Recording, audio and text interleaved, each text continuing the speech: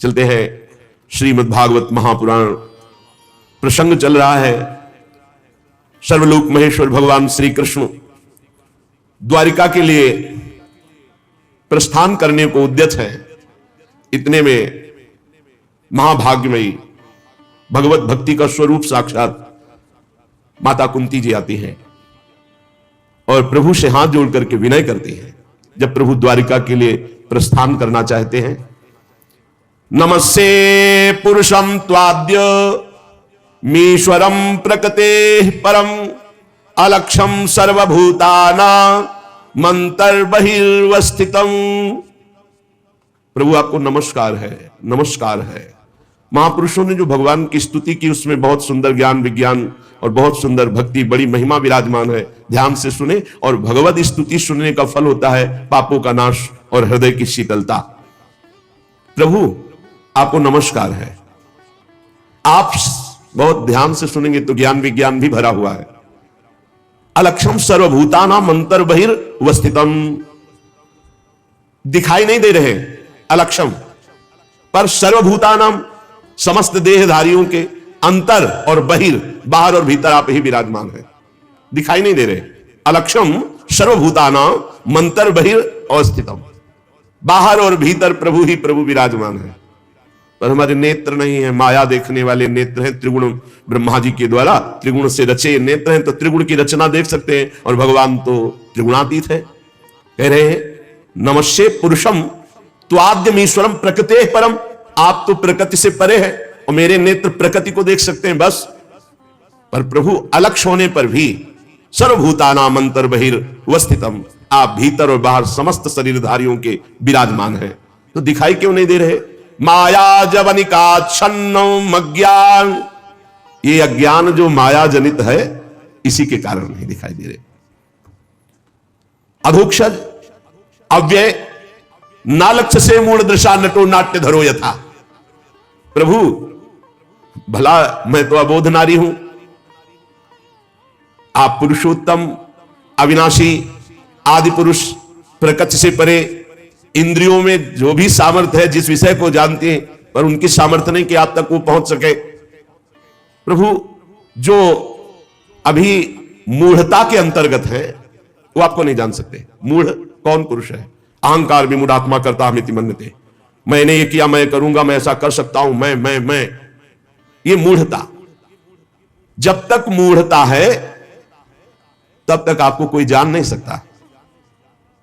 जैसे कोई कलाकार क्षण क्षण में वेश परिवर्तन करके आवे तो उसको साधारण लोग नहीं जान सकते, लेकिन जो उससे पूर्व परिचित है उसके नेत्र नाक ऐसे देखते ही पहचान लेंगे कि चाहे स्त्री का नाट्य करे या पुरुष का नाट्य करे या अच्छा नाट्य करे या बुरा नाट्य करे, ये अमुख है। ऐसे ही जो परमहंसा नाम मुनि नाम अमलात्मा नाम, जो परमहंस जन है, जो मुनि जन है, जिनका मायामल नष्ट हो चुका है, वो आपको देखते ही पहचान जाते हैं। जड़ चैतन्य स्थिर, जितना भी स्थित दिखाई दे रहा है, ये जड़ चैतन्य स्त्री पुरुष सब नानात्व। बोले वासुदेवा स्वरमिति समात्मा सुदुर्लभा, केवल भगवान श्री कृष्ण ही विराजमान है। कौन जान पाता है? जो माया जवनिका छन्न वो नहीं, जो मूढ़ है वो नहीं, जो अज्ञानी है वो नहीं, परमहंसा नाम मुनि नाम अमलात्मा नाम, जो निर्मल हृदय वाले परमहंस जन है, मुनि जन है, वो आपको देखते ही क्या बहु नाम जन्मनावंते ज्ञानवान माम प्रपद्यते वासुदेवा सर्वमिति समात्मा सुदुर्लभा, वो परमहंस महात्मा जन आपको देखते ही पहचान जाते, आप ही आप है। समस्त भूतों के रूप में आप ही आप है, समस्त भूतों के बाहर भी आप है, समस्त भूतों के भीतर भी आप है, समस्त भूतों के नजदीक आप है, समस्त भूतों से दूर आप है। बहिरंतस्य भूतानाम चरम चरमेव च सूक्ष्मा तद विज्ञेयम दूरस्थम चान्तिके च तत्। भला हम अल्प बुद्धि आपको कैसे पहचान सकती है? हे श्री कृष्ण, हे वासुदेव, कृष्णाय वासुदेवाय देवकी नंदनाय च नंद गोप कुमाराय गोविंदाय नमो नमः।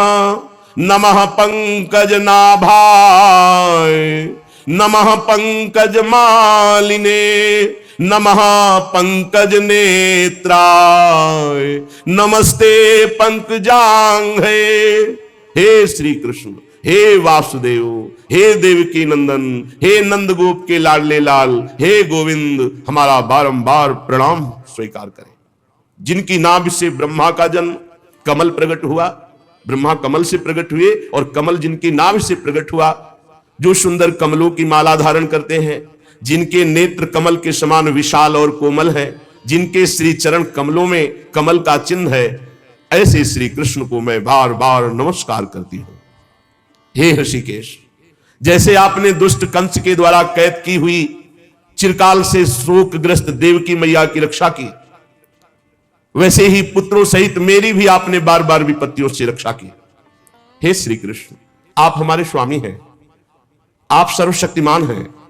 कहां तक गिनाऊं? विष से हमारी रक्षा की, लाक्षाग्रह से हमारी रक्षा की, हिडिंबादि राक्षसों से, ये द्यूत सभा में दुष्टों की दृष्टि से, वनवास की विपत्तियों में अनेक प्रकार आपने रक्षा की। बड़े बड़े महारथियों के दिव्यास्त्रों से, अश्वत्थामा के ब्रह्मास्त्र से आपने हमारी रक्षा की। हमारी ही नहीं, जो आपकी शरण में है उन सब की आप रक्षा करते हैं। हे जगत गुरु, मैं आपसे एक वरदान चाहती हूं। विपदा संतु नः शश्वत तत्र तत्र जगत गुरु। ये कोई भगवत प्राप्त महात्मा ही मांग सकता है, दूसरा नहीं। भवतो दर्शनम यत्स्याद पुनर्भवो दर्शनम। जगत गुरु, मैं आपसे एक वरदान चाहती हूं। क्या? हमारे जीवन में कदम कदम पे भारी विपत्तियां आती रहे, ऐसी कृपा कर दो। क्या क्या मांगा, क्या मांगा है? ये कोई नहीं मांग सकता, विश्व में कोई नहीं मांग सकता। सोचो, मांगने की बात सोचो तो क्या मांगना है? हे जगत गुरु, कदम कदम पे सुख की वर्षा हो, कभी विपत्तियां ना आवे। लेकिन ये क्या कह रहे माता कुंती जी? विपदा संतु नः शश्वत तत्र तत्र जगत गुरु। जगत गुरु, हमारे जीवन भर सर्वदा कदम कदम पे विपत्तियां आती रहे। प्रणाम है ऐसी महामहिम माता कुंती जी को, प्रणाम है। ये बात मांगने के लिए प्रणाम है। ये सब डरते हैं, अपमान से डरते हैं, निंदा से डरते हैं, विपत्ति से डरते हैं, तिरस्कार से डरते हैं। भक्त ऐसा हृदय, क्या देखा विपत्ति में? बोले भवतो दर्शनम यत्स्याद पुनर्भवो दर्शनम। जगत गुरु, मैंने जब जब विपत्ति आई तब आपको अपनी तरफ भागते हुए देखा है। डरना मत, अभय व्रत किए हुए मेरी तरफ भागते हुए आए। आज विपत्ति खत्म हुई तो पीठ करके द्वारिका जा रहे। मुझे नहीं चाहिए ऐसी संपत्ति, मुझे कदम कदम पर विपत्ति चाहिए जिससे आपका दर्शन होता है। और जिसको एक बार आपका दर्शन हो जाता है, अपनर्भव, उसका कभी जन्म नहीं होता, और जन्म मरण के चक्र से मुक्त हो जाता है। हे जगत गुरु, हमें कदम कदम पर जीवन भर विपत्तियां दीजिए, क्योंकि विपत्तियों में मुझे आपका दर्शन हुआ। और ये सच्ची बात है। विपत्ति शरणागति पुष्ट करती है, तिरस्कार, अपमान, अवहेलना प्रभु में आसक्ति पैदा करता है। ये निज अनुभव, निज अनुभव। तिरस्कार, अपमान, अवहेलना जिसे अपना माना जाता है, जब उनके द्वारा होती तो भगवत शरणागति पुष्ट होती। भगवान बड़े कृपालु होते हैं, जिनको अपने जनों के द्वारा, निज जनों के द्वारा अपमान, अवहेलना, तिरस्कार मिलता है, तब उनके हृदय में एकमात्र मेरे तो गिरधर गोपाल, दूसरो न कोई। ये जन्म जन्म की बिगड़ी बन जाएगी जिस दिन भगवान से एकाग्रता पूर्वक शरणागति पुष्ट हो गई। हे जगत गुरु, जन्म मृत्यु के चक्कर में उसे कभी नहीं आना पड़ता, जिसे एक बार भी आपका दर्शन हो जाए। प्रभु, ये ऊंचे कुल में जन्म होना, जन्मैश्वर्य श्रुत श्री भिरेद मान मदः पुमान, ये सब अहंकार, कुछ नहीं है इसमें। ऊंचे कुल में जन्म हो गया, खूब रुपया पैसा, बैंक बैलेंस, खूब बहुत विद्वान और घमंड, तो प्रभु कुछ नहीं होगा, कुछ नहीं। उसकी दुर्गति पक्की है, क्योंकि वो घमंड में आकर ऐसे पापाचरण करेगा, दुर्गति प्राप्त हो जाएगी। वो दैन्य होकर आपकी शरण में नहीं आएगा, वो नाम जप नहीं करेगा, वो भजन नहीं करेगा। जिनको थोड़ा शरीर स्वस्थ है, ऐसे यत्किंचित धन है, संतों के प्रति उनकी भावना शास्त्र के प्रति, भगवान के प्रति नहीं होती। हे प्रभु, ये ऊंचे कुल में जन्म होना, ये ऐश्वर्य, रुपया पैसा, विद्या, ये संपत्ति, ये घमंड पैदा कर देते हो। घमंड दुर्गति, दुर्गति पक्की। प्रभु, आप ऐसे घमंडियों को अपनी भक्ति, अपना नाम, अपना सत्संग छूने तक नहीं देते। यह भागियों को नहीं मिलता, बड़े भाग्यशाली। संत समागम सम न लाभ कछुआन, उमा संत समागम सम न लाभ। इस सृष्टि में परम लाभ क्या? भगवान की भक्ति, भगवान से प्रेम। यह कहां से होता है? ये साधु समागमा, भगवत प्रेमी महात्माओं के संग से होता है। प्रभु आप उनको दर्शन देते हैं जो दैन्य होते हैं, जो अकिंचन होते हैं, जो निर्धन होते हैं। अब यहां निर्धन किसको कहते हैं? जिसका अहंकार भगवान के चरणों में समर्पित हो गया। देखो अम्बरीश जी चक्रवर्ती सम्राट है, पर न तप का अहंकार है, न भजन का अहंकार है, न राजा होने का अहंकार। हाथ जोड़े दुर्वासा जी के सामने खड़े, दुर्वासा जी कृत्या प्रकट कर रहे, एक कदम पीछे नहीं हट रहे, वैसे ही हाथ जोड़े खड़े। भगाया सुदर्शन चक्र ने, वैसे ही हाथ जोड़े खड़े। लौट के आए, वैसे ही हाथ जोड़े मिले। दैन्य, अकिंचन और निर्धन, सुनेरी मैंने निर्बल के बलराम। ये अपबल, तपबल, बाहुबल, दामबल, विद्याबल, ये सब भगवान से विमुख करने वाला होता है। आप निर्धनों के परम धन है। जिस पर आपका कृपा प्रसाद होता है वो प्रपंच माया उसकी तरफ देख भी नहीं सकता। आप ऐसे भक्तों के हृदय में विहार करते हैं जो अकिंचन, दैन्य, आंसुओं से कपोल भींग रहे। प्रभु मैं कैसे रिझाऊं आपको, मेरे में तो कोई बल नहीं है। हे शांत स्वरूप, हे कैवल्य मोक्षाधिपति, हे श्री कृष्ण, मैं बार बार आपको नमस्कार करती हूं। मैं आपकी कृपा से जानती हूं कि आप कौन हैं। आप अनादि, अनंत, सर्वव्यापक, सबके नियंता, काल रूप, परम ईश्वर हैं। ये मैं अनुभव कर रही हूं।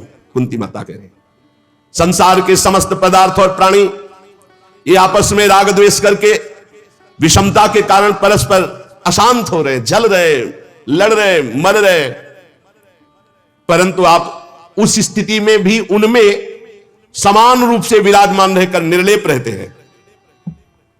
भगवान आप जब मनुष्यों की सी लीला करते हैं तो कौन ऐसा है जो आपको जान सके? आप क्या करना चाहते हैं कोई नहीं जानता। और मैं आपकी कृपा से जानती हूं कि आपका कभी कोई ना प्रिय है और ना अप्रिय है, पर जो आपको प्यार करते हैं आप उनसे ये था माम प्रपद्यन्ते तास तथैव भजाम्यहम्। ना भगवान का कोई प्रिय है ना अप्रिय है, पर आप जब भगवान से प्यार करेंगे तो भगवान पक्षपाती हो जाएंगे, आपका पक्ष ले लेंगे, आप जीत जाएंगे। लोगों की ही बुद्धि आपके प्रति विषम होती रहती है। हम अपनी बुद्धि का इतना सम्मान करते हैं कि शास्त्र, संत, गुरुदेव और भगवान तक के विधान में हम ये निर्णय कर देते हैं उन्होंने ठीक नहीं कहा। यह विषम बुद्धि संसारी पुरुषों की हुआ करती है। आपकी कृपा प्रसाद से मैं आपको जानती हूं। क्या आप विश्वात्मा हैं? आप विश्वरूप हैं। आप ना कभी जन्म लेते हैं और ना आपका कोई कर्म होता है, फिर भी आप जन्म लेते हैं और कर्म करते हैं। पशु, पक्षी, मनुष्य, ऋषि, जलचर, किसी भी रूप में आप प्रकट हो सकते हैं। यह आपकी लीला है। बचपन में आपने जब दूध की मटकी फोड़कर यशोदा मैया को खिला दिया तो उन्होंने आपको बांधने के लिए हाथ में रस्सी ली। उस समय आप जो भयभीत होकर आंखों में आंसू और काजल कपोलों में ऐसे मल रहे थे, वो सब देख देख करके मुझे बड़ा आश्चर्य हो रहा है। मैं मोहित हो रही हूं। अब भी मेरे नेत्रों के सामने वो झांकी है, मैया के हाथ में छड़ी है।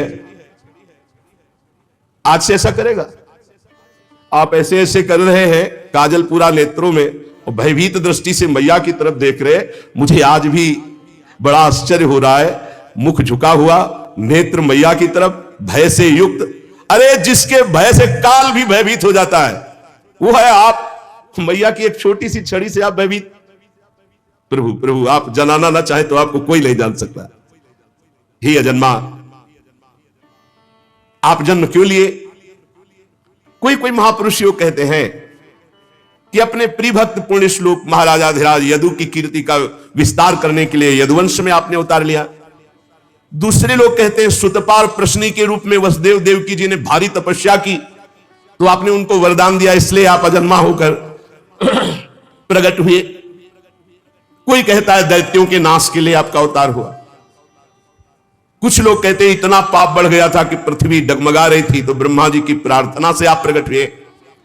कोई महापुरुष कहते हैं कि इस संसार में अज्ञान, कामना, कर्मों के बंधन में जकड़े हुए पीड़ित जो जीव हैं, आप उनके स्मरण, उनके लीला गायन, उनकी सेवा, उनका आकर्षण, इसलिए आपने ये मानव रूप धारण किया।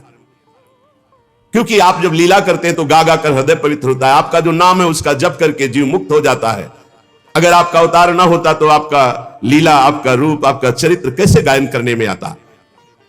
यह आपका लीला चरित्र और आपका नाम जब जन्म मृत्यु के प्रवाह को रोक देता है। बहुत सुंदर। हे भक्तवांछा कल्पतरु प्रभु, आप अब हमें छोड़कर प्रगट में जाना चाहते हैं तो आप जानते हैं कि हम नहीं जी सकते आपके चरणारविंद के वियोग में। माता कुंती कह रही, किसी को और कोई सहारा हो, कोई सुख हो, लेकिन मेरा सुख तो आप है, मेरे सहारा तो आप है। प्रभु, मुझे और किसी का कोई आश्रय नहीं, कोई बल नहीं, सिर्फ आपका। जैसे जीव के बिना इंद्रियां शक्तिहीन हो जाती है, वैसे आपके बिना हम, हमारे पुत्र पांडव, इनका कोई अस्तित्व नहीं। इनका अस्तित्व ही आप श्री कृष्ण हो। यह भक्ति का स्वरूप है। प्रभु के सिवा हमारा कोई अस्तित्व ही नहीं है। हे श्री कृष्ण, आपके विलक्षण श्री चरणों में चरण चिन्ह है और यह भूमि आपके चरण चिन्हों से युक्त हुई। जब आप चले जाओगे ना तो शोभा विहीन भूमि हो जाएगी। प्रभु, आपकी दृष्टि का प्रभाव है कि विश्व का सारा सुख और समृद्धि इस समय यहां खेल रही, क्योंकि आप विश्वात्मा विराजमान हो। यहां वन, पर्वत, नदी, समुद्र, लता, वृक्ष, फसल सब उमड़ी घूम रही। क्यों? आप विराजमान हो। प्रभु, मैं आपकी कृपा और आपके दर्शन के बिना जीवित नहीं रह सकती, चाहे आप इसे स्नेह की फांसी समझे या प्रेम समझे। एक बात और प्रभु आपसे विनय करती हूं, त्वयि में अनन्य विषया मतिर मधुपते असकृत। प्रभु, मेरी मति को आप ऐसा कर दीजिए अनन्य, मेरी बुद्धि अन्य विषय में जाए ही ना, केवल आप में अनन्य रहे। रति मुद्वहता दद्धा गंगे वौघ मुदन्वती। जैसे गंगा की धारा अखंड जा रही समुद्र में, ऐसे ही मेरी मति का प्रवाह केवल श्री कृष्ण नाम रूप लीला धाम, और कहीं ना जाए। बस आप ये कृपा कर दो। जैसे गंगा की अखंड धारा समुद्र में गिर रही, ऐसे हे श्री कृष्ण मेरी मति केवल आपके चरणों में। हे श्री कृष्ण, हे अर्जुन सखा, हे यदुवंश शिरोमणे, आपने वो कार्य कर दिया है जिसके लिए आपका अवतार हुआ है।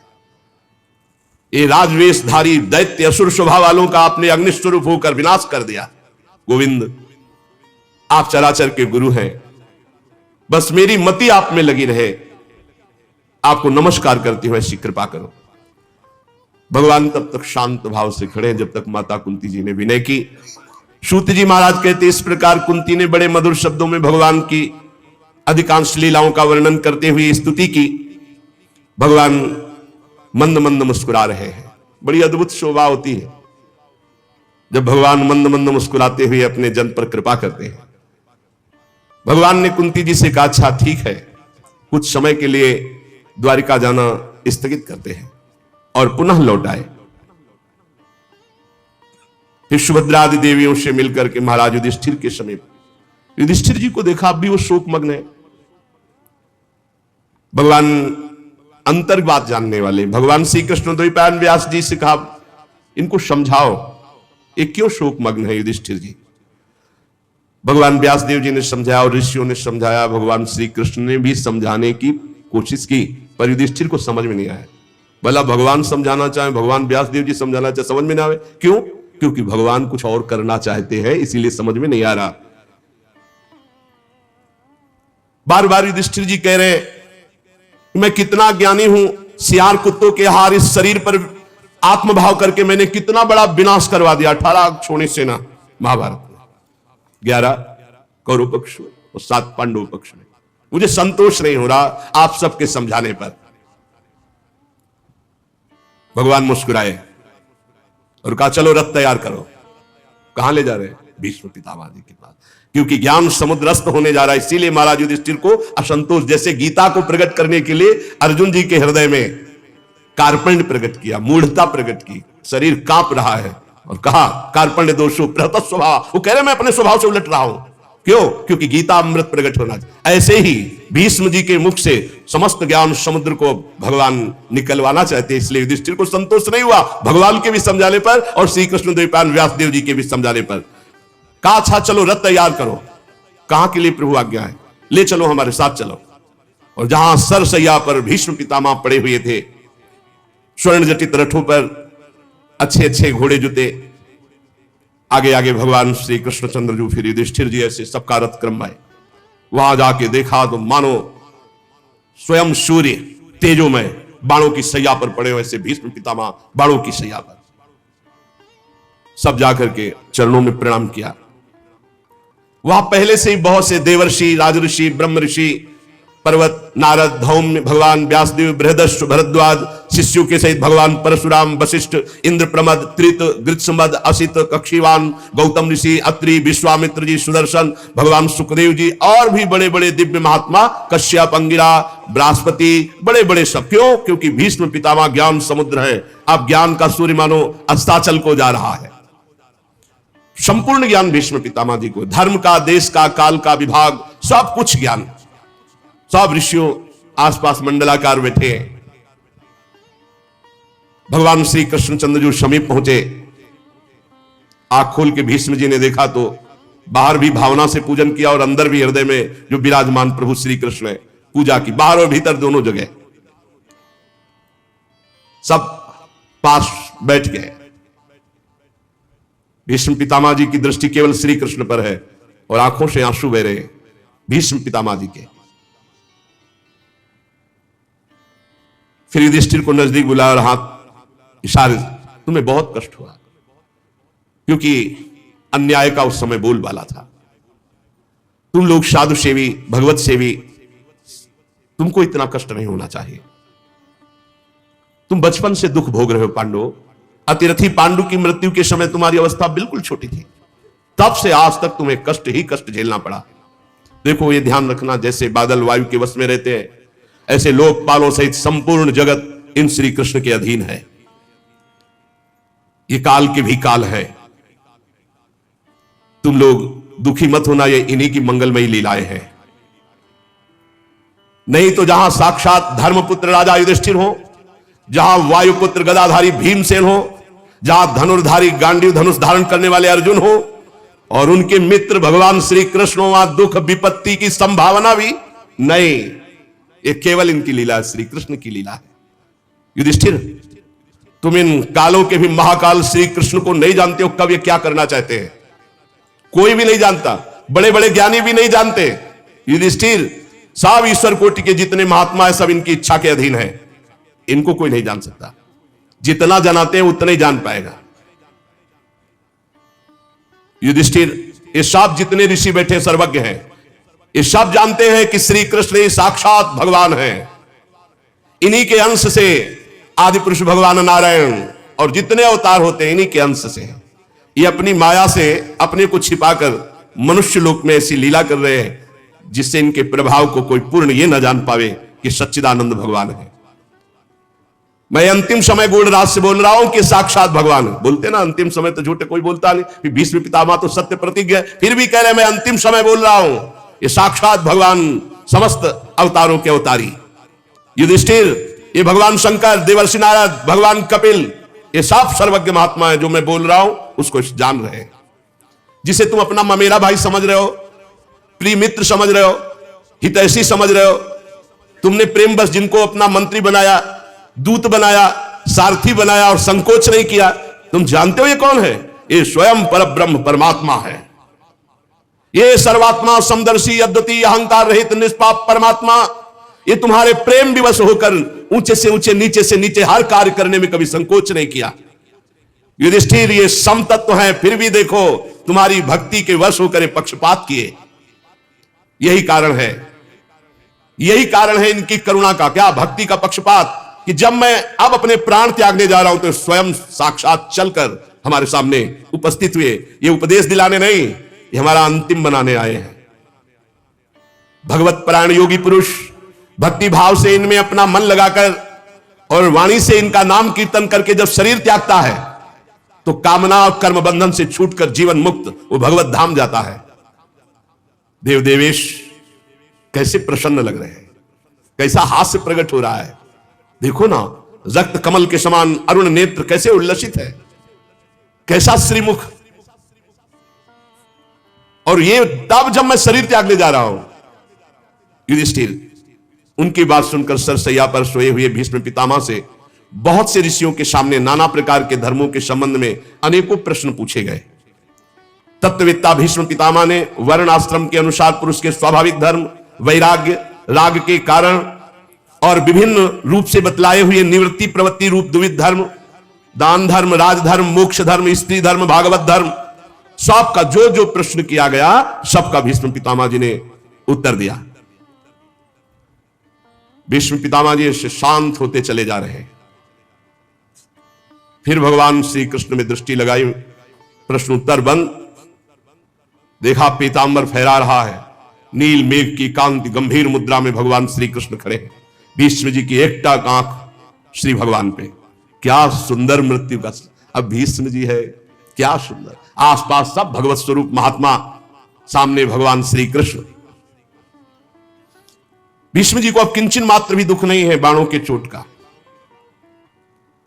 समस्त इंद्रियों को एक जगह रोक दिया, मन को एकाग्र किया और भगवान श्री कृष्ण से कहा, इतिमति रूप कल्पिता वितृष्णा भगवती सात्वत पुंगवे विभूमि स्वसुखम उपगते क्वचिद विहर्तुम प्रकृतिमुपेयुषु यद्भव प्रवाह त्रिभुवन कमनं तमालवर्णं रविकर गौरवरांबरं दधाने वपुरल ककुलावृताननाब्जं विजय सखे रतिरस्तु में वद्या। मृत्यु का समय है। मैंने आज तक अपनी बुद्धि को बचा के रखा है बलिहारी, समस्त साधनों से पवित्र करके शुद्ध एवं कामना रहित करके आज तक बचा कर रखा है। हमारी बुद्धि ने किसी का वर्ण नहीं किया, कुंवारी है। हे श्री कृष्ण, आज इस बुद्धि का वर्ण करो आप, अंतिम समय है। आज तक बचा के रखा है, निष्कलंक है, परम पवित्र है, कामना रहित है, समस्त साधनों से पवित्र की हुई बुद्धि आज मैं आपको समर्पित करता हूं, स्वीकार करो। कुंवारी है बुद्धि, वर्ण कर लो आप। जो सदा सर्वदा आनंद स्वरूप में स्थित रहते हैं, अपने ही स्वरूप में रमण करते हैं, लीला करने की इच्छा से प्रकृति को स्वीकार करते हैं। यह सृष्टि परंपरा जिनके ही इच्छा से चल रही, जिनका शरीर त्रिभुवन सुंदर श्याम तमाल के समान श्यामला, जिस पर सूर्य रश्मियों के समान श्रेष्ठ पीतांबर लहरा रहा, कमल सदस्य नेत्र, कमल सदस्य मुख, घुंघराली अलकावली मुस्कुरा रहे। हे अर्जुन सखा, हे श्री कृष्ण, मेरी निष्कपट प्रीति आप में हो। मुझे याद है वो झांकी आपकी, जिस समय मैंने प्रण किया था कि शांतनु पुत्र गंगा पुत्र भीष्म नहीं कहूंगा, यदि आपको युद्ध में अपना प्रण छोड़कर अगर अस्त्र लेकर न दौड़ा दूं तो गंगा पुत्र नहीं कहूंगा। तो आपने अपना प्रण तोड़ दिया और मेरी बात रखी। बड़ी विलक्षण झांकी, मुख पर घुंघराली हल्के, घोड़ों की टाप से उड़ी हुई धूल, पसीने की छोटी छोटी बूंदें, मुझे याद है वो झांकी। और मैं अपने दिव्यास्त्रों से आपके शरीर को बेंध रहा था। ये पूजा आपके कवच को छिन्न भिन्न कर दिया। पर उस समय भी मेरा मन, मेरा प्राण, मेरा शरीर, मेरा अंतःकरण, मेरी आत्मा आपको समर्पित थी। अर्जुन सखे, आपने पार्थ के लिए सब सैनिकों की आयु छीन ली, विपक्ष की। मेरी परम प्रीति है आप में, आज खोल के बोल रहे, मेरी परम। उस समय भी मैं, जिस समय आपको बाण मार रहा था, मेरा जीवन, मेरा प्राण, मेरा आत्मा, मेरा सर्वस्व आप थे। खेल था। अर्जुन जब अपने मुझ जनों को देख करके मोहित हुए, तब आपने उनकी अविद्या का नाश करने के लिए विशुद्ध गीता का उपदेश किया।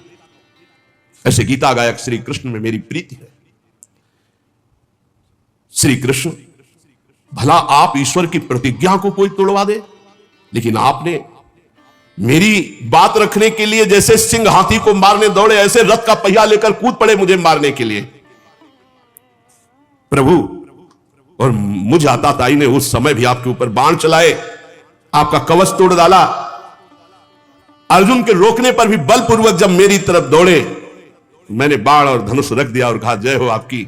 आपने अपना प्रण तोड़ करके मेरे प्रण की रक्षा किया, मार डालिए, मुझे कोई फर्क नहीं पड़ता। उस समय भी रोषपूर्ण दृष्टि और भक्तवत्सलता झलक रही थी। ऐसे श्री कृष्ण में मेरी एकमात्र गति हो। अर्जुन के रथ की रक्षा में सावधान, बाएं हाथ में घोड़ों की रास, दाहिने हाथ में चाबुक और मुख पर अपूर्व शोभा। उस महाभारत युद्ध में मैंने सदैव इसी रूप को देखा है। और मैं मरणासन मरने जा रहा हूं तो आप करुणा करके पार्थ सारथी मेरे सामने खड़े हो। मेरी परम प्रीति आपके चरणों में हो। जिनकी लटकीली सुंदर चाल, हाव भाव चेष्टाएं, मधुर मुस्कान, प्रेम भरी चितवन, अंतिम समय एकदम गोपियां रासलीला में जो सुख प्राप्त किए, ऐसे श्री कृष्ण का आलिंगन, ऐसे श्री कृष्ण के साथ प्रेमोन्माद से मतवाली होकर नृत्य करना, मैं चिंतन करता हूं सुख का। और ऐसे श्री कृष्ण में मेरी परम प्रीति हो। जिस समय युधिष्ठिर का राजस्व यज्ञ हो रहा था, मुनियों और बड़े बड़े राजाओं से भरी हुई सभा में सबसे पहले इन्हीं श्री कृष्ण की अग्र पूजा हुई मेरी आंखों के सामने। वही प्रभु आज मेरी मृत्यु के समय मेरे सामने खड़े, कितने कृपालु हैं। वास्तव में इस समय मैं श्री कृष्ण को प्राप्त हो रहा हूं। न भय है, न भ्रम है, न कोई संशय है। समस्त ऋषियों, सबके हृदय में विराजमान श्री कृष्ण को मैं प्राप्त हो रहा हूं। धीरे धीरे वाणी मौन, नेत्र मूंद लिए। जे ही सबने देखा भीष्म पितामह की वाणी रुक गई, दृष्टि मुंद गई। सब एकदम अचानक खड़े हो गए और देखा प्राण रहित भीष्म का शांत शरीर। भगवान में सबसे कहा मैं भगवान को प्राप्त हो रहा हूं। ये अंत सामने भगवान खड़े, दृष्टि, मन, बुद्धि, चित्त, प्राण सब भगवान के चरणों में समर्पित कर दिया। अनंत ब्रह्म श्री कृष्ण में भीष्म पितामह जी वैसे ही लीन हो गए। आप चारों ओर सन्नाटा छा गया, जैसे दिन के बीतने पर संध्या काल के बाद पक्षियों का कलरव शांत हो जाता है। उसी समय देव वाद्य बजने लगे, आकाश से पुष्पों की वर्षा हुई। भगवान श्री कृष्ण भी शांत गंभीर मुद्रा में, भीष्म जी का जीवन लीला शांत हुई। युधिष्ठिर जी भगवान की आज्ञा के अनुसार अंत्येष्टि संस्कार कराए। मुनियों ने भगवान श्री कृष्ण की पूजा अर्चना वंदना की। फिर सब ऋषिजन अपने अपने आश्रम को लौट गए। शौनक जी ने पूछा, धार्मिक शिरोमणि महाराज युधिष्ठिर ने अपनी पैतृक संपत्ति को हड़प जाने के इच्छुक आताताइयों का नाश करके अपने भाइयों के साथ किस प्रकार से राज्य शासन किया, कौन कौन से काम किए? क्योंकि महाराज युधिष्ठिर की भोगों में तो प्रवृत्ति थी नहीं। सूत जी कहते हैं, संपूर्ण सृष्टि को जीवित करने वाले भगवान श्री हरि कलहाग्नि से दग्ध कुरुवंश को पुनः अंकुरित कर युधिष्ठिर को उनके राज्य सिंहासन पर बैठाकर बहुत प्रसन्न हुए। भीष्म पितामह अंतर्ध्यान हो चुके, उनके वचनों से युधिष्ठिर की सब भ्रांति मिट गई। भगवान के आश्रय से समुद्र पर्यंत सारी पृथ्वी का शासन, समस्त राजा लोग उनकी आज्ञा में, ऐसा महान पद युधिष्ठिर जी को प्राप्त हुआ। भगवान महल की जितनी भी देवियां हैं सबसे मिल रहे हैं। फिर युधिष्ठिर जी से कहा कि अब हमें जाने की अनुमति दीजिए। युधिष्ठिर जी बार बार हृदय से लगा रहे हो, कह रहे कि कैसी बात कहते हो, कौन ऐसा होगा जो आपको जाने की अनुमति दे? पर आपको जिसमें सुख मिले भगवान आज्ञा करिए, रथ तैयार किया जाए और अब हम द्वारिकापुरी के लिए चलते हैं। समान उम्र वालों को आलिंगन किया, छोटी उम्र वालों ने जो भगवान को प्रणाम किया तो आशीष दिया। सुभद्रा, द्रौपदी, कुंती, उत्तरा, गांधारी, धृतराष्ट्र, युत्सु, कृपाचार्य, नकुल, सहदेव, भीमसेन, धौम्य, सत्यवती, ये सब मूर्छित से हो रहे हैं भगवान के वियोग की भावना में। मुरली मनोहर सारंगपाणी भगवान श्री कृष्णचंद्र जी द्वारिकापुरी जाना चाहते, इस बात से सब विकल हैं। भगवत भक्त संत पुरुषों के संग से जिनका दुस्संग छूट गया है, वह विचारशील पुरुष भगवान के मधुर मनोहर सुयस को, नाम को एक बार स्वाद पा ले तो छोड़ नहीं सकता, फिर उन नामी उन भगवान के रूप का ये तो बैठ करके वार्ता करना, खेलना, हंसना, खाना पीना, ये कैसे जी सकते हैं भगवान के बिना। जो दुष्संग त्यागी सत्संगी जन है, उनको एक बार चस्का लग जाए भगवान की कथा का, भगवान के नाम का, तो वो जीवन त्याग सकते हैं, भगवान का भजन या भगवान की लीला कथा नहीं त्याग सकते। फिर जिनको सामने भगवान खेले, हंसे, खाए, वो ये सब पांडव कैसे विरह सह सकते हैं।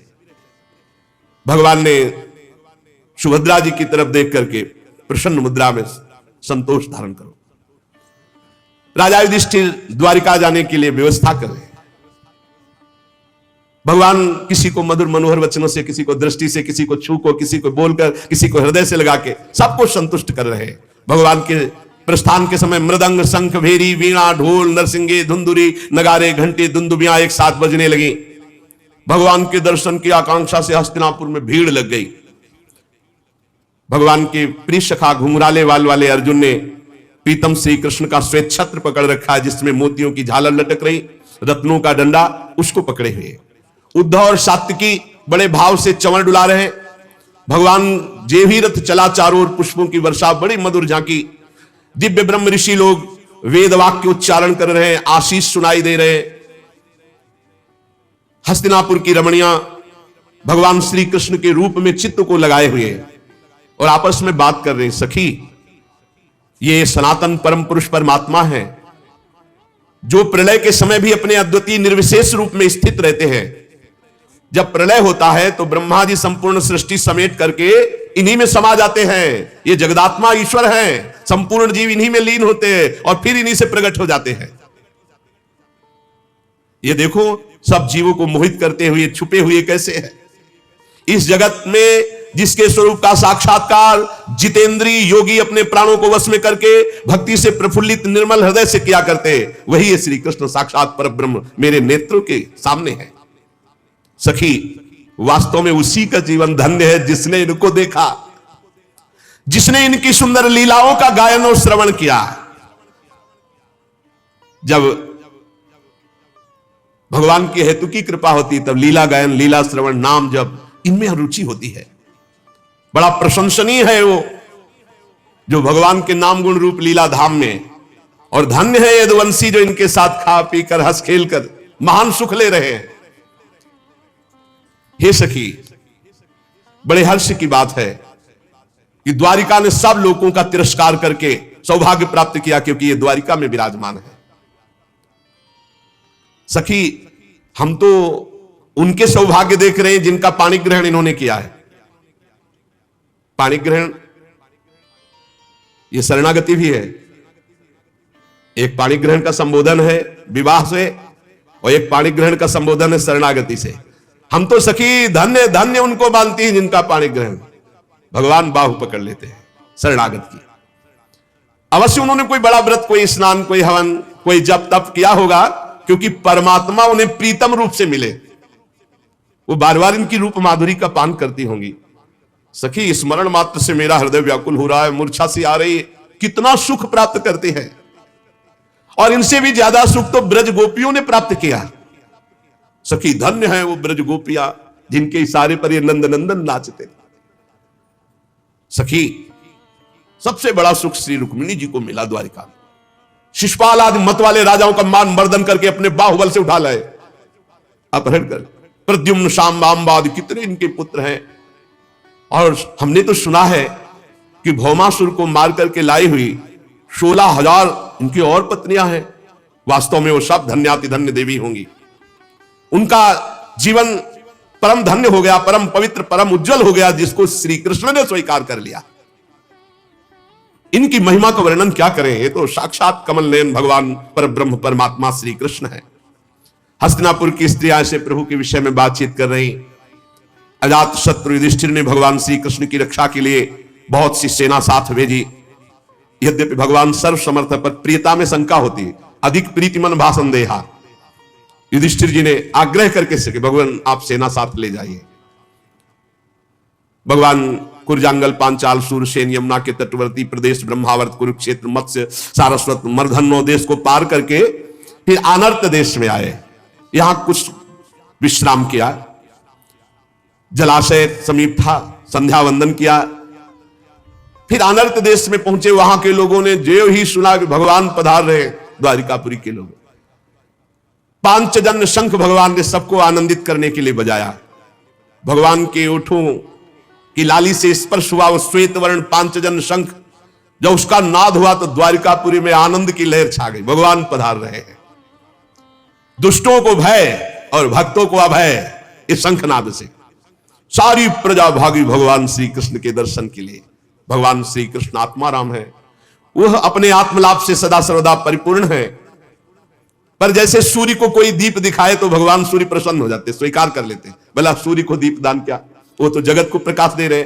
ऐसे ही भगवान श्री कृष्ण को कुछ भी भाव से वो भगवान पूर्ण होते हुए भी प्रेम भाव स्वीकार करते हैं। सब आकर के भगवान की तरफ कोई पुष्प अर्पित कर रहा है, कोई बोल रहा है, कोई देख कर केवल आंसू बहा रहा है। जैसा जैसा सबको भगवान सुख पहुंचा रहे हैं। अयोध्या, राधा राधा, द्वारिकावासी इतने विकल है। ये अयोध्या शब्द क्यों आया? क्योंकि इस समय हमारा मन अयोध्या में गया। जब राम जी आए अयोध्या में 14 वर्ष बाद, तो सबके मन में था कि भगवान हमसे सबसे पहले मिले, सबसे पहले हमसे मिले। तो भगवान ने सबकी बात पूर्ण करने के लिए अमित रूप प्रगटे ते ही काला, अनंत रूप धारण कर लिए और सबसे क्षण महु सब मिले भगवाना, उमा मरम काहू नहीं जाना। एक क्षण में पूरे अयोध्यावासियों से भगवान सबसे पहले मिले। अमित रूप प्रगटे थे, अमित रूप में ऐसे भगवान किसी को गले लगा रहे, किसी को वचन से, किसी से कोई अस्त्र प्रवाह कर रहा है, कोई पुष्प डाल रहा है, कोई दुलार कर रहा है। भगवान द्वारिकाधीश द्वारिकापुरी में सबको सुख पहुंचा रहे हैं। हाथ जोड़ करके द्वारिकावासी भगवान से कहते, स्वामी हम आपके वियोग में कितने व्याकुल थे, हमारे प्राण तो सदैव आपके चरण कमलों में बसते हैं। ये चरण कमल भगवान ब्रह्मा शंकर इंद्र आदि सब इनकी वंदना करते हैं। जो इन चरणों की शरण ले लेता है, समर्थ काल एक बाल बांका तक नहीं कर सकता।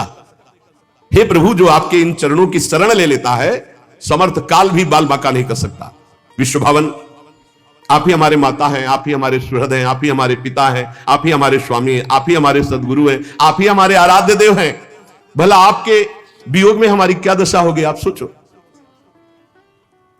आपका अनुपम रूप दर्शन करते हुए हम द्वारिकावासियों को जो सुख होता है हम कैसे बताएं। कमल नयन श्री कृष्ण, आप जब हस्तिनापुर या कहीं जाने की बात करते हैं, हमें सुनने को मिलता है कि आप जा रहे हैं, तो एक एक क्षण हमको लगता है करोड़ करोड़ वर्षों के समान हमारी दशा बिगड़ जाती है। हे नाथ, हे भक्तवत्सल, आप कभी द्वारिकापुरी से मत जाया करें। द्वारिकावासी के भगवान कृपामयी दृष्टि से सबकी तरफ देख रहे, बड़ा अनुग्रह वर्षा करते हुए द्वारिका में प्रवेश किया। मंगल शकुन गजराज को आगे करके स्वस्त्यन पाठ करते हुए सब श्रेष्ठ श्रेष्ठ यदुवंशी भगवान का स्वागत किए। भगवान सबसे अलग अलग यथा योग्य मिले। किसी को सिर झुकाकर प्रणाम किया, किसी के पैर छुए, किसी को नेत्रों से देख लिया, किसी को गले से लगाया, किसी से हाथ मिलाया, किसी की तरफ मुस्कुरा भर दिया, किसी की तरफ प्रेम दृष्टि। जैसा अधिकारी वैसे ही भगवान ने सबको, द्वारिकावासी सबको सुख प्रदान किया। बालक वृद्ध सब भगवान सबसे मिले। भगवान श्री कृष्ण के बाहर रहने के कारण जितनी विरह व्यथा थी सब द्वारिका की वासियों की दूर हुई। जिनकी निर्मल और मधुर हंसी, लजीली चितवन एक बार हृदय में बैठ गई तो विश्व विजयी कामदेव का भी कोई प्रभाव उसके हृदय में नहीं पड़ता। यह है श्री कृष्ण। जिसके हृदय में श्री कृष्ण रूप माधुरी आ गई तो विश्व विजयी कामदेव का भी प्रभाव उसके हृदय में नहीं पड़ता। और जिनकी मंद मुस्कान तिरछी चितवन की चोट में मुनिमन मोहन मदन मोहन के भी हृदय में बेशुद्ध अवस्था आने लगती, उन प्रियाजू के चरणों की दास्ता जिसके हृदय में हो, फिर क्या कहला है। श्री कृष्ण अपने एकांत सेवी निज जनों को बहुत सुख प्रदान करते हैं। शौनक जी ने कहा, सूत जी, अभी पीछे आपने बताया था कि अश्वत्थामा ने ब्रह्मास्त्र चलाया था उत्तरा के गर्भ में, तो ब्रह्मास्त्र का प्रभाव और गर्भस्थ शिशु बच जाना यह कैसे हो सकता है। गर्भ में महान ज्ञानी महात्मा परीक्षित जी थे, तो हमें लगता है कि भगवान ने ही उस समय स्वयं रक्षा की होगी, क्योंकि ब्रह्मास्त्र से बचना संभव है। फिर दूसरी बात मेरे और प्रश्न बन रहा है कि परीक्षित जैसे धर्मात्मा से कोई अपराध बन जाना, उनके लिए साप होना, श्री सुखदेव जी का ज्ञानोपदेश करना, हम पूरा प्रसंग सुनना चाहते हैं। सूत जी ने कहा, धर्मराज युधिष्ठिर अपनी प्रजा को प्रसन्न रखते हुए पिता के समान उसका पालन करने लगे। वो भोगों से निष्प्रिय होकर निरंतर भगवत स्मरण परायण होते हुए राज्य पालन करते, अतुल संपत्ति, बड़े बड़े यज्ञ करके भगवान की आराधना करते। जम्बूद्वीप के स्वामी, स्वर्ग तक उनका यश, क्या कमी थी महाराज युधिष्ठिर के पास? देवता लालायित होते ऐसे भोग थे। पर महाराज पांडवों को भगवान श्री कृष्ण के सिवा और कुछ प्रिय नहीं था। शौनक जी, जिस समय अश्वत्थामा ने ब्रह्मास्त्र चलाया, उत्तरा के गर्भ में ब्रह्मास्त्र का प्रभाव गया, तो वो बालक ब्रह्म तेज से जलने लगा ब्रह्मास्त्र के प्रभाव से।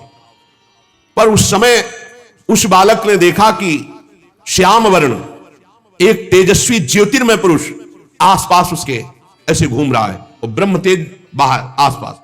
अब वो बालक को नहीं छू पा रहा, बस अंगूठे भर का वो श्याम रंग का तेजस्वी, बहुत ही निर्मल, अत्यंत सुंदर श्याम शरीर, बिजली की तरह चमकता हुआ पीतांबर, सिर पर मोर मुकुट, निर्विकार पुरुष, लंबी लंबी भुजाएं, कानों में तपाए हुए स्वर्ण के सुंदर कुंडल, आंखों में लालिमा और हाथ में दिव्य गदा लिए हुए बार बार वो शिशु देख रहा कि मेरे चारों ओर घुमा। तो कौमुदकी गदा के प्रभाव से गर्भस्थ शिशु में ब्रह्मास्त्र का प्रभाव नहीं पड़ पाया। जैसे सूर्य अपनी किरणों से कुहरे को भगा देता है, वैसे ही कौमुदकी गदा के प्रभाव से ब्रह्मास्त्र के तेज को उस महापुरुष ने शांत कर दिया। गर्भस्थ शिशु सोचने लगा, ये कौन है? इस प्रकार 10 मास के गर्भस्थ शिशु के सामने भगवान श्री कृष्ण का साक्षात दर्शन और भगवान श्री कृष्ण की कौमुदकी गदा के प्रभाव से ब्रह्मास्त्र के तेज का शांत हो जाना, और तत्काल वो सोच ही रहे थे कि भगवान अंतर्ध्यान हो गए। जे भी भगवान अंतर्ध्यान हुए, ते ही समस्त सद्गुणों को विकसित करने वाले शुभ समय में पांडु के वंशधर बालक का जन्म हुआ। जन्मते समय ही इतना महान तेजस्वी, क्योंकि गर्भ में भगवत साक्षात्कार हो गया है, महान तेज संपन्न।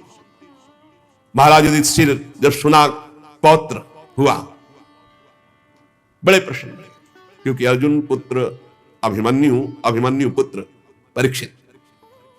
राजा युधिष्ठिर, धौम्याचार्य, कृपाचार्य सबको बुलाया, जात संस्कार करवाए, बड़े दान दिए गए।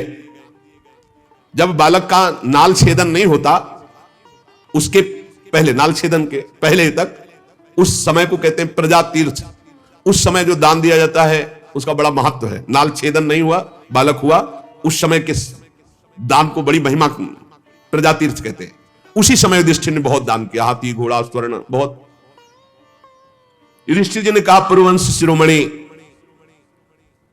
काल की दुर्निर्वार गति अश्वत्थामा वंश मिटाना चाहता था, परंतु भगवान श्री कृष्ण ने बालक की रक्षा की है, इसलिए इसका नाम विष्णुराज।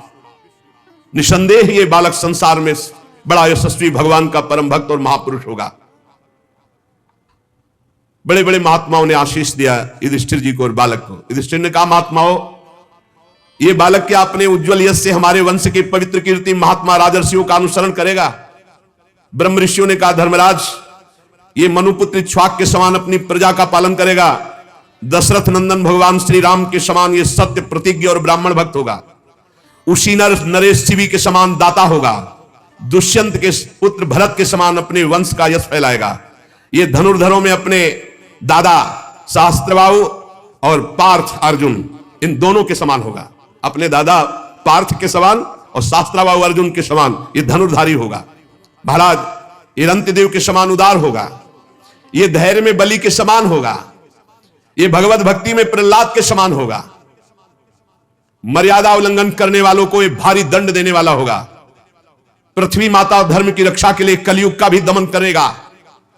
पर महाराज, एक संयोग बन रहा है। उसी समय, अभी नाल छेदन नहीं हुआ, उसी समय निर्णय करके बता दिया, महाराज संयोग बन रहा है। एक ब्राह्मण कुमार श्रृंगी ऋषि के साप से तक्षक के द्वारा इसकी मृत्यु होगी, ऐसा ज्योतिष। अभी नाल छेदन भी नहीं हुआ, पूरा पधारने तक का हिसाब बता दिया। और उस समय ये सब आसक्ति छोड़कर भगवान के चरणों की शरण लेगा।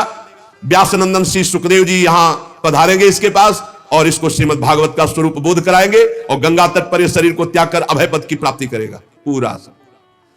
ज्योतिष शास्त्र के विशेषज्ञ ब्राह्मण राजा युधिष्ठिर को इस प्रकार बालक के जन्म लग्न का फल बताकर भेंट पूजा लेकर अपने अपने घर चले गए। वही ये बालक संसार में परीक्षित के नाम से प्रसिद्ध हुआ, क्योंकि ये समर्थ बालक गर्भ में जिस पुरुष का दर्शन पा चुका था उसी को खोज रहा था। कहां है वो जो गर्भ में दिखाई दिया? सबकी परीक्षा कर रहा था, कहां है वो, कौन है जो मुझे गर्भ में दिखाई दिया इनमें से। जैसे शुक्ल पक्ष में दिन प्रतिदिन चंद्रमा अपनी कलाओं से पूर्ण होता बढ़ता है, वैसे राजकुमार परीक्षित गुरुजनों के लालन पालन से क्रमशः दिन बढ़ते हुए सयाने हुए। स्वजनों के वध का प्रायश्चित करने के लिए राजा युधिष्ठिर ने अश्वमेध यज्ञ के द्वारा भगवान की आराधना की, बड़ी बड़ी यज्ञ की। युधिष्ठिर सबको निमंत्रण देते, खूब खवाते पियाते, ऋषि मुनियों की सेवा करते। भगवान श्री कृष्ण भी कभी कभी आ जाया करते और इनको सुख पहुंचाते। सूत जी कहते हैं कि विदुर जी ने जब देखा था महाभारत में कि एक धर्म के विरुद्ध आचरण करने वाला दुर्योधन कोई बात नहीं मान रहा और दुर्योधन का पक्ष महाराज धृतराष्ट्र ले रहे, उसी समय उन्होंने अपने पद से इस्तीफा दे करके, पद को त्याग करके तीर्थ यात्रा को चले। मैं नहीं देख पाऊंगा दोनों पक्षों का विनाश। तो विदुर जी तीर्थ यात्रा में महर्षि मैत्रेय जी से मिलकर के आत्मज्ञान प्राप्त किया और हस्तिनापुर लौट कर आए। विदुर जी पूर्ण थे, जानने योग्य तत्व को जानने वाले महात्मा। विदुर जी मैत्रेय ऋषि से जितने प्रश्न किए थे उनका उत्तर सुनने के पहले ही श्री कृष्ण में ऐसी स्थिति हो गई कि उत्तर सुनना हुआ ही नहीं।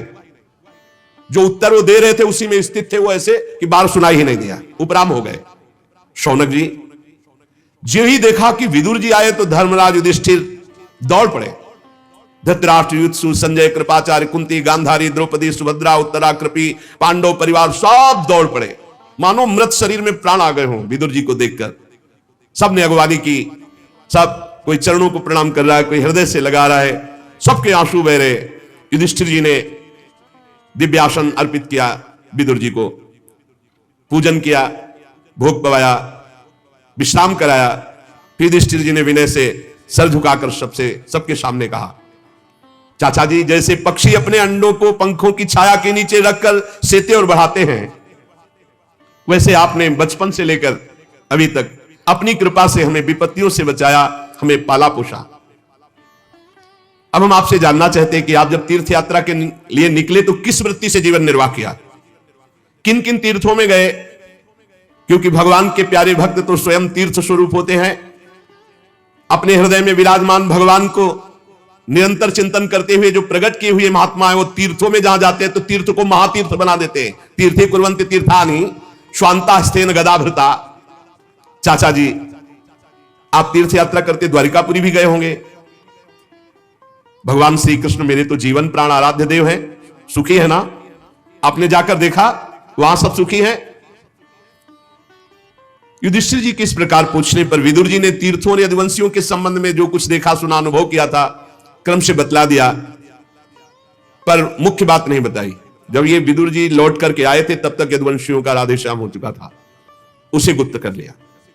क्योंकि करुणा में विदुर जी पांडवों को अपने सामने कभी दुखी नहीं देख सकते थे, इसलिए उन्होंने कोई असही घटना नहीं सुनाई, क्योंकि वो तो स्वयं प्रकट हो जाएगी, बताने की क्या जरूरत है। हस्तिनापुर में बड़े सम्मान से विदुर जी कुछ समय तक रहे। ये विदुर जी साक्षात धर्मराज हैं, मांडव्य ऋषि के साप से 100 वर्ष के लिए विदुर रूप में आए हुए थे मानव देह में। कई बार सत्संग में सुनाया है मांडव्य ऋषि की चर्चा। इतने दिनों तक यमराज की पदवी पर अर्यमा जी थे, उस पदवी में बैठते ही वो सामर्थ्य आ जाती है। ये दैवी संपदा से युक्त पदवियां हैं। तो अर्यमा जी ठीक पापियों को उचित दंड दे रहे थे। राज्य प्राप्त हो जाने पर अपने लोकपाल सरीखे भाइयों के साथ राजा युधिष्ठिर परीक्षित जी को देख करके बहुत आनंदित रहने लगे कि योग्य अधिकारी है। पर ये सब भूल चुके थे कि एक वो समय है जिसमें सर्वनाश होना है। पांडव भी ये भूल चुके थे कि अनजान में वो समय आ रहा है जिसमें हमारी मृत्यु होनी है, सबको मरना है। परीक्षित जी का वो सौंदर्य, परीक्षित जी का वो सब प्रसन्न थे। देखते देखते भयानक समय आ गया जिसे टाला नहीं जा सकता। विदुर जी ने देखा काल की गति, धृतराष्ट्र से कहा महाराज अब भी तुम्हारी समझ में नहीं आता? वैराग्य दिलाने के लिए कटुवचन बोलना ही होता है। बड़ा भयंकर समय आ रहा है और तुमने बड़ा भयंकर देख भी लिया, फिर भी सुखी होकर इनके टुकड़े खा रहे हो यहां हस्तिनापुर के महल में बैठ करके। मुझे दिखाई दे रहा है सर्वनाश, अब भाग चलो यहां से, निकलो, बात की बात में सर्वनाश हो जाएगा, भागो यहां से, अपना काम बना लो, भजन कर लो। सब मारे जा चुके, फिर भी तुम्हें जीने की आशा है? शरीर बुढ़ापे का शिकार है या हस्तिनापुर में अब इनके शासन में पड़े हुए टुकड़े पा रहे हो? जीवित रहने की इच्छा? गृहपालवत कुत्ते भीमापवर्जितम पिंडो मादत्ते गृहपालवत अहो महीयसी जंतुर जीवित आशा यया भवान। कैसा मोह है कि अब भी जीने की आशा रखते हो, पूरे परिवार का विनाश करवा दिया, अब यहां इनके दिए हुए टुकड़े खाकर जीवन व्यतीत करते हो। तुम्हें संकोच नहीं हो रहा? तुम्हें अपने हृदय में गिलानी नहीं हो रही? जिनको विष दे के मारना चाह, जिनको आग में जलाना चाह, जिनकी पत्नी को सभा में अपमानित किया, जिनकी भूमि छीन ली, जिनसे युद्ध किया, आज उनके दिए हुए टुकड़े को खा रहे हो। क्या गौरव रखते हो अपने अंदर? विदुर जी ने डांट लगाई धृतराष्ट्र जी को। हद हो गई, अज्ञान की हद हो गई। अब भी जीना चाहते हो क्या? ये पुराने वस्त्र की तरह तुम्हारा शरीर स्वयं नष्ट नहीं हो जाएगा? इसलिए अपना स्वार्थ साध लो, ममता काटो, चलो हमारे साथ चलो, हम तुम्हें उपाय बताएंगे भगवत प्राप्ति कैसे होगी। धन्य है जिसको विदुर जैसा भाई मिला हो। चाहे अपनी समझ से या दूसरों के समझाने से समझ लो, अंतिम में तुम मरोगे, तुम्हारे साथ कुछ नहीं होगा, इसलिए भजन कर लो तो तुम्हारा कल्याण हो जाएगा। अंतःकरण को वश में करो, निकलो, जो आगे होने वाला है वो तुम देख नहीं रहे, मैं देख रहा हूं, चलो हमारे साथ। विदुर जी ने धृतराष्ट्र को उत्तराखंड की तरफ, छोटे भाई विदुर जी अंधे राजा धृतराष्ट्र को उनके दिखाए हुए मार्ग से धृतराष्ट्र चल पड़े। जब गांधारी जी ने देखा कि पतिदेव अंतिम यात्रा है, अब लौटना नहीं है, तो जो सन्यासियों को सुख देता है, वीर पुरुषों को लड़ाई के मैदान में अपने शत्रु के द्वारा किए हुए न्यायोचित प्रहार से होता है, वैसा ही पतिव्रता पत्नी को महासुख होता है पति के साथ कष्ट सहने में। उनके पीछे चल दिया। अजात शत्रु युधिष्ठिर प्रातः काल नियम बनाए थे अपने बुजुर्गों को प्रणाम करने का। जो राजमहल में गए, धृतराष्ट्र, विदुर जी, गांधारी कोई नहीं दिखाई दी। बड़े उद्यम चित्त संजय से पूछा, संजय कहां गए मेरे वृद्ध पिता, कहां गए मेरे चाचा जो विदुर जी, कहां गई माता गांधारी? क्या ऐसा तो नहीं कि मंदबुद्धि से मेरे से कोई अपराध बन गया और वो शंका करके चले गए हो? रुदन करने लगे युधिष्ठिर जी। सूत जी कहते हैं संजय अपने स्वामी धृतराष्ट्र को न पाकर स्नेह विकलता में बहुत कुछ उत्तर नहीं दिया। फिर धीरे धीरे चित्त को स्थिर किया और हाथों से आंसू पोंछते हुए कहा, मैंने खो दिया अपने महाराज को। धृतराष्ट्र, संजय बहुत प्यार करते थे धृतराष्ट्र जी को। गुरुनंदन अब वो कभी नहीं मिलेंगे। तुम्हारे चाचा और गांधारी महाराज, इनके संकल्प का तो मुझे पता नहीं, लेकिन मैं ठगा गया, वो मुझे छोड़कर चले गए। इस तरह वार्ता हो रही थी कि त्रिकालज्ञ देवर्षि नारद जी पधारे। युधिष्ठिर जी ने प्रणाम किया, संजय जी ने प्रणाम किया। युधिष्ठिर ने कहा, भगवान आप त्रिकालज्ञ हैं, आप बता सकते हैं कि मेरे चाचा कहां गए, मेरे ताऊ कहां गए, गांधारी जी कहां गई?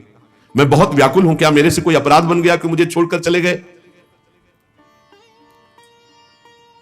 शायद हो सकता है मैं मोह के कारण ऐसा कोई कार्य हो कर दिया हो जिसके कारण उनको ऐसा लगा हो मेरे में संशय और वो छोड़कर चल दिए। मैं बहुत दीन दुखी हूं, मेरे परिजन कैसे मेरे बिना रहेंगे? देवर्षि नारद जी उनको समझा रहे, पांच भौतिक शरीर है, इससे प्यार मत करो, ये काल कर्म गुणों के वश में है। जैसे अजगर के मुंह में पड़ा हुआ एक झटके में अंदर चला जाएगा, ऐसे काल हर शरीर को ग्रसित किए हुए है। हाथ वालों के बिना हाथ वाले, चार पैर वाले पशुओं के बिना पैर वाले, तृणादि, उनमें भी बड़े जीवों के छोटे जीव, ये सब एक दूसरे के हार हैं। जीव जीव हार, जीव बिना जीव नहीं, पर जो निर्णय किया गया उतना ही हार करो। जैसे अपने लोग ये सब्जियां पाते हैं, गेहूं आदि, इनमें भी जीव है वैसे ही, लेकिन हम जितना शास्त्र आज्ञा उतना ही पाएंगे, उसके विरुद्ध जीव हत्या करेंगे तो पाप लगेगा। सब जीव से ही जीव जीवित है, घास में भी जीव है। इन समस्त जीवों के बाहर भीतर एकमात्र स्वयं प्रकाश भगवान विराजमान है। युधिष्ठिर तुम उन्हीं को देखो, इन शरीरों को नहीं। महाराज, समस्त प्राणियों के जीवन दान देने वाले भगवान इस समय पृथ्वी तल पर देवद्रोहियों का नाश करके काल रूप से विराजमान हुए थे। वो अपना कार्य पूरा कर चुके, बस थोड़ा सा कार्य और रह गया है तुम लोगों का। तुम लोगों के भी अंतर ध्यान का समय आ रहा है।